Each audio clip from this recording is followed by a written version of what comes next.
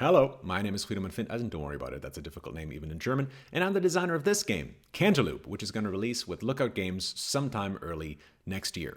Cantaloop is a classic point-and-click adventure game as a board game. So if you know what Day of the Tentacle is, or Grim Fandango, Monkey Island, you'll know exactly what you're getting with this game. This is the first of 3 parts that all tell one consecutive story.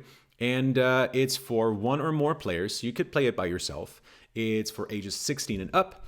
And one play of this takes about 5 to 8 hours. It can only be played once, but when you're done with it, you can gift it to someone else because nothing gets destroyed in the process of playing. In the game, you play a character, Hook, here on the title.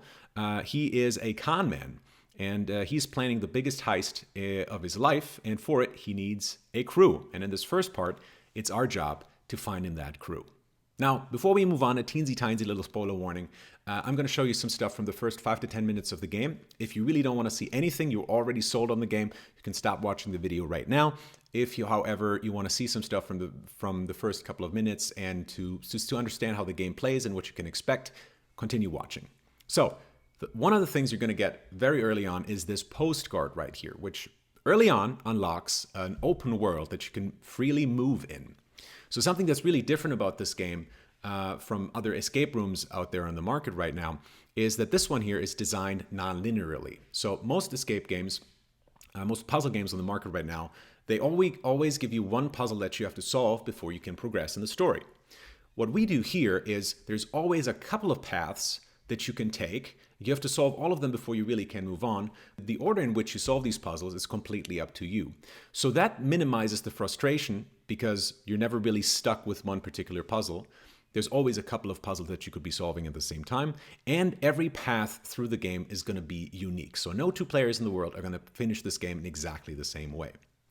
In the game, we're going to walk around, we're going to talk to characters, we're going to solve puzzles, we're going to collect items, and maybe some other things, which I don't want to spoil right now. So, a location might look something like this. In it, you have some things that you can look at. You have some arrows that might lead you to other locations that you can also check out.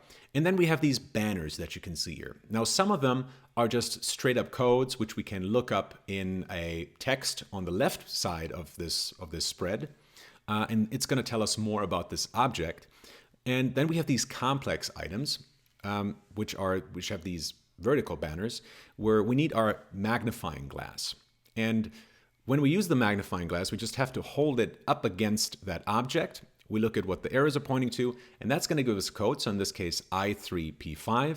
That we look up in the text, and that's going to tell us what we see here. And this is exactly how it works if we want to combine items with objects in the locations, or if we want to combine items with items.